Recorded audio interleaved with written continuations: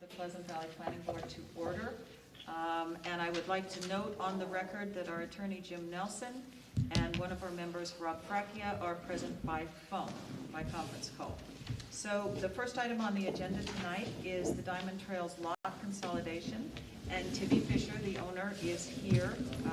If we have any questions for her, the large maps were handed out. I could not PDF these to you. But if you look at the large maps, I had a chance to look at them, and I sent out the small map today. This was a subdivision that was approved in 2008, and it was a 6-lot subdivision with the 7th lot as the homeowners association, and it was supposed to have common driveways with one central entrance.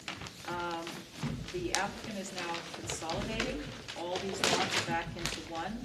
So this is actually an abandonment of the subdivision. And so as I wrote to you all today in just a brief explanation, there are 2 processes for these, for this type of application. You go through the assessor and simply ask for consolidation, which is, Jim will tell you, a matter of right under the real property law in New York.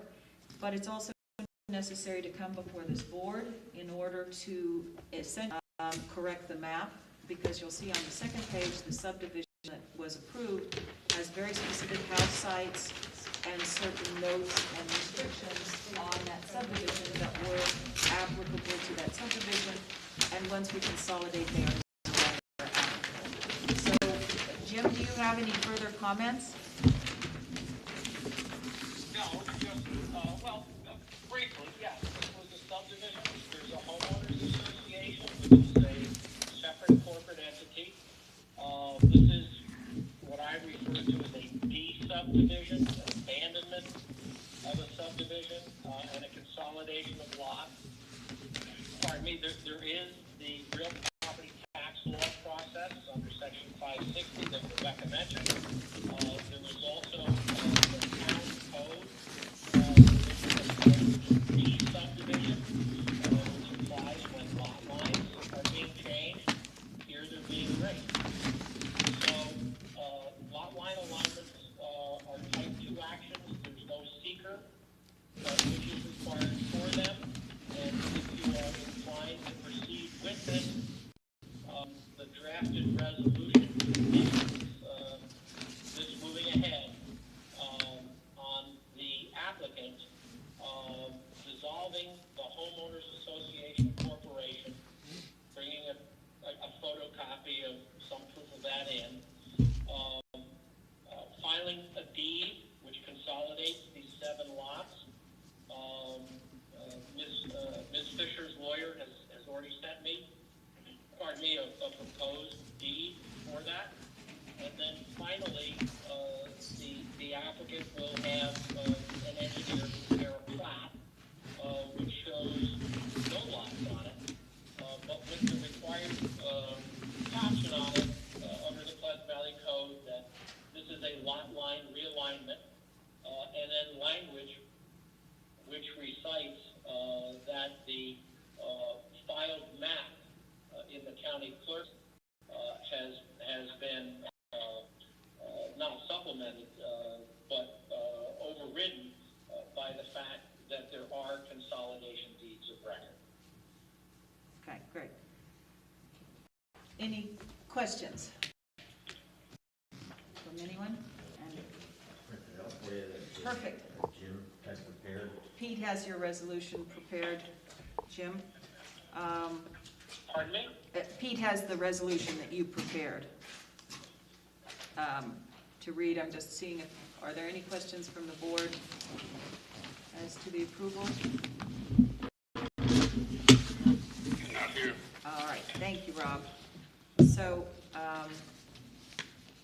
hearing none, I will read the resolution for approval. Whereas an application for the approval of a lot line adjustment consolidation is a subdivision abandonment of the 7 parcels shown on Dutchess County File Map 6753A, Fox Run subdivision, currently owned by Diamond Trail Properties LLC and Steeplechase Homeowners Association Inc., has been received by this planning board.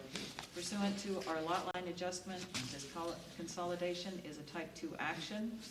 The applicant is proceeding pursuant to the real property tax law, section 560, to abandon the above subdivision for tax assessment purposes. And whereas the lot line adjustment requirements of Town of Pleasant Valley Code, section 8225, have been met, now therefore be it resolved that the proposed lot line adjustment and consolidation are approved, and the plat therefore may be signed by the chairperson after compliance by the applicant with the conditions below, and further resolved that this conditional approval shall be valid for a period not to exceed 180 days from this date. The conditions of approval are: applicant is to submit proof of dissolution of the Steeplechase Homeowners Association, Inc. Number 2, the applicant will work with the county clerk's office to determine the process for filing the lot consolidation and coordinate with the planning board engineer and attorney to do so. Number 3, all lot consolidation documents submitted to the Dutchess County Department of Real Property Tax Services shall be submitted to the town assessor. Number 4, the applicant shall submit proof of the recording of a consolidation of consolidating the 7 lots in form satisfactory to the attorney for the planning board. And number 5, the applicant shall submit a plat for signature for the planning board chairperson, which is labeled Lot Line Adjustment, Fox Run Subdivision, Dutchess County Filed Map 6753A, and note the previous subdivision has been abandoned. Number 6 is payment of all fees. Do I have a second? Second. Second from Trish. All in favor? Aye. Great. All done. I would like to say that in honor of our long-term board member, Hank Fisher, who was a very long-serving member on this board, and he would love to see these lots put back together. We worked very hard to put this subdivision at the time, and having them all but put back together, I'm sure Hank would love to see. So thank you to you. And I will make a copy of this and make sure I get it with all the conditions. Thank you. All right. The second item on the agenda, I'm going to move around a little bit here because Frank, you're here, so we'll go directly to you. This is IPP Solar. Tonight, the only action that we're really taking is to circulate the lead agency. The applicant has submitted numerous other documents and studies, but CPL needs time to review those. So we'll probably be on for next month, but we did want to go ahead and circulate for lead agency. So Jim, I'm going to let you add any comments you have. No, what we do, what you do as a board is to do seeker early. And the seeker process starts with deciding what type of action this is. Unlisted, which is the most common, type 1, which is the one which presumes there'll be an environmental impact statement, and type 2, which is exempt from seeker, which was used in the lot line realignment on Fisher before this. I don't see any basis for you to find that this is a type 1 action. My suggestion would be that as part of this resolution in front of you, may be finding that it is an unlisted action, and that what you wish to do is to serve as the lead agency as part of a coordinated seeker review of this project. And then the resolution directs that the clerk circulate to the involved agencies your interest in serving as lead. Pardon me, I know you've done this many, many times. After that goes out, there's 30 days for other involved agencies, which means grant permits, for those other agencies to respond and say, no, we'd like to be the lead agency. I don't foresee this happening here, but it's important to follow the process. The other thing that you would want to do tonight, if the application is deemed complete, which I assume it is to refer this to the county planning department under 239-M.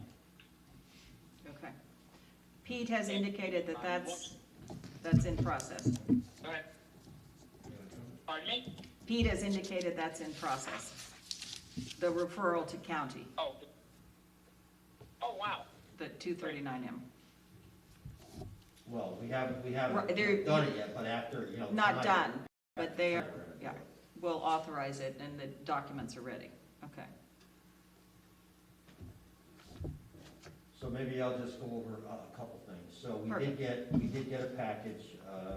The board should have gotten a comment letter from Megan and I, February 5th. There were some things that were missing. One of the big things was that at the last meeting, the applicants in Franklin indicated that they were going to do a subdivision to carve out a small building that's off of Mill Lane, not the road. So in the materials we got on the most recent submission, there was no mention of a subdivision, there was no subdivision map. So in order to at least start the secret process, we asked them to amend the EAF to indicate that it was also a subdivision, change applicable parts of the EAF, reference the subdivision and the number of lots, et cetera, There's a couple other things that were missing. They need a town wetlands permit, that wasn't on there. So anyway, so they made some changes to the EAF based upon our comments, and we got that back. So we are in a position that we can go ahead and start the secret process. There's still information that they're going to be getting to us. I talked to the engineer for the project today, so they're putting that information together, and we'll be getting it to us. We did get a stormwater pollution prevention plan, but we didn't have enough time to review it prior to issuing our letter, so we'll pick that up. On the next round of comments. And I guess the other question is, did you have a discussion with Eric Kiviat? Eric Kiviat and I have been back and forth, so I don't have an answer. Because we will need to have an outside consultant review the biodiversity report that was done by the applicant. So the chairperson has been talking with Eric Kiviat from Hudsonia, and if he, for some reason can't help us out, then I have another firm that the board has worked with before. I don't know if any of the current members, except for like Rebecca, were around then. I think I'm the only one. But we have another firm that we can use if by chance that Eric's not able, to help us out. Okay. So the main thing is to start the environmental process, and we do have a resolution. I think it was in your packet, in your letter that you got.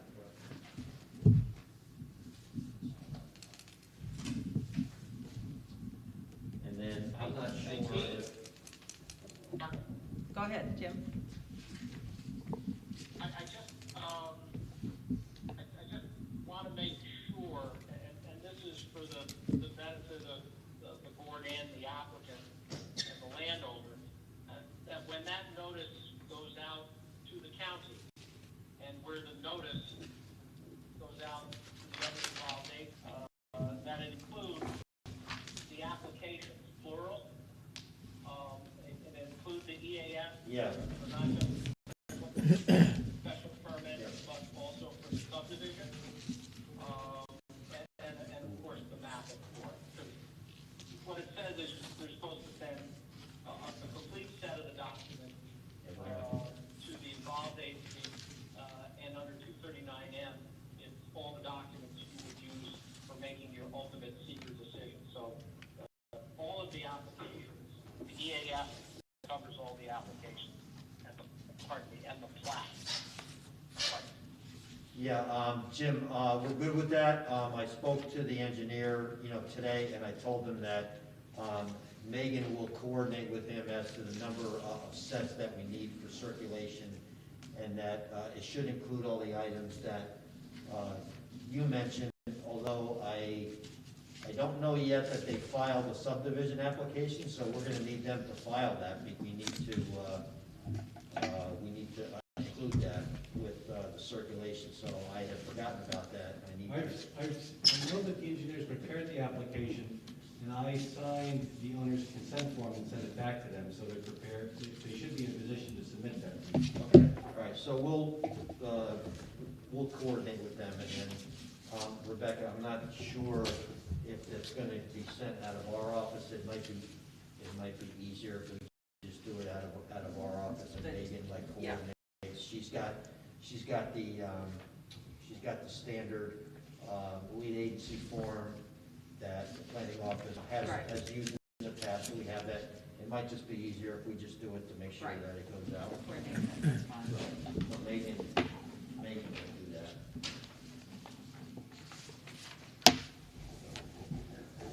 And just while Pete is handing those out, to remind the board that we did discuss having a site visit and looking where the front of the solar array would. Yeah, I was wondering if they put those up yet. I don't think they did. Actually, I had a conversation or an email and a conversation with Maziar when he suggested today.